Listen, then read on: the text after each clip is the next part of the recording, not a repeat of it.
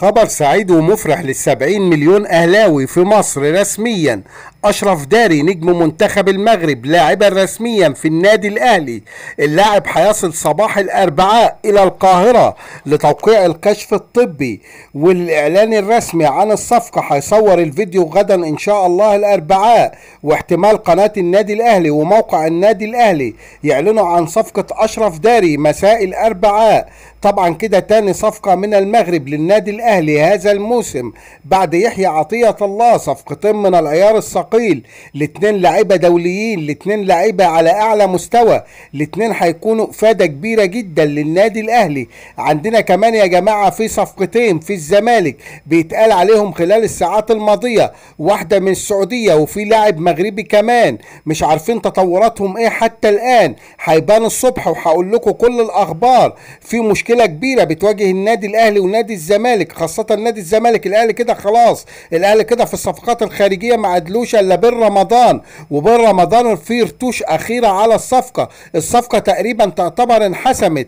موقف النادي الأهلي عرض مبلغ والفريق طالب مبلغ، والمبلغين في تقارب بينهم حاليا، واحتمال كبير جدا جدا جدا اللاعب يخلص خلال ال 48 ساعة القادمة، لأن باقي 4 أيام. خلي بالكم على قائمة السوبر الأفريقي يوم 31 الشهر اللي احنا فيه ده آخر ميعاد حدده الاتحاد الأفريقي عشان تبعت فيه قائمتك الأفريقية. القائمة ديت هي اللي هتلعب السوبر الأفريقي اللي هيكون بين الأهلي والزمالك يوم 27/9، مش قائمة الدوري اللي لسه مفتوحة لشهرين أو شهر ونص أو كده، اللي هتسجل فيها اللاعيبة بتاعت الدوري اللي هتلعب الدوري القادم. لا، القائمة الأفريقية آخرها يوم 31. الاتحاد بتاعنا الاتحاد المصري بعت النهارده للاتحاد الافريقي بيستسمحوا ان يمد المده ليوم 15/9، ان الناديين اللي يقدروا اللعيبه اللي يقدروا يتعاقدوا معاها لغايه 15/9 يقدروا يضيفوها في القائمه الافريقيه. هل الاتحاد الافريقي هيقبل ولا لا مش عارفين لسه،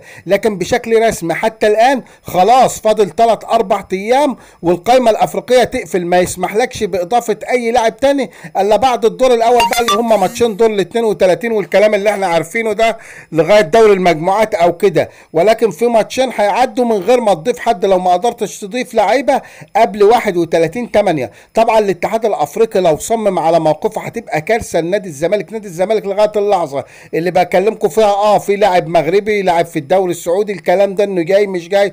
اشرف بن شرقي خلاص في قطر النهارده بيخلص في قطر، واحتمال 99% يكون في قطر او 100% كمان، فاشرف بن شرقي مش جاي. موقف زيزو مش واضح لغايه دلوقتي، زيزو قاعد ولا زيزو ماشي ولا ايه؟ في ضغط جماهيري كبير جدا على اداره النادي انكم لازم تقعدوا زيزو.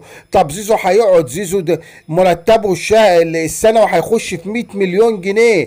طب ال 100 مليون جنيه دول بالضرايب او من غير الضرايب، طب النادي هيتحملهم ازاي؟ طب اللعيبه اللي هتتالق بعد كده ما هتقول لك زي زيزو او مبلغ مقارب لزيزو، فالدنيا حبوس خالق خالص. فنادي الزمالك قبل لقاء السوبر ضد الاهلي في موقف لا يحسد عليه حتى الان.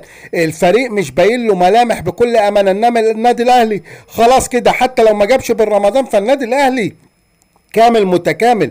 فرقه مرعبه بصراحه، وبين رمضان لو جه كمان وجي لاعب محلي او 2 القايمه هتبقى كده الاهلي هيبقى يضرب نار بامانه في افريقيا وفي الدوري المصري. الزمالك لسه زي ما قلت لكم موقفه مش واضح. هعمل لكم فيديو الصبح تاني فيه الادله الاكيده اللعيبه اللي جايه الزمالك، وهل بالرمضان جاي ولا لا. ما تنسوش الجرس عشان يوصلكم منه كل جديد. شكرا.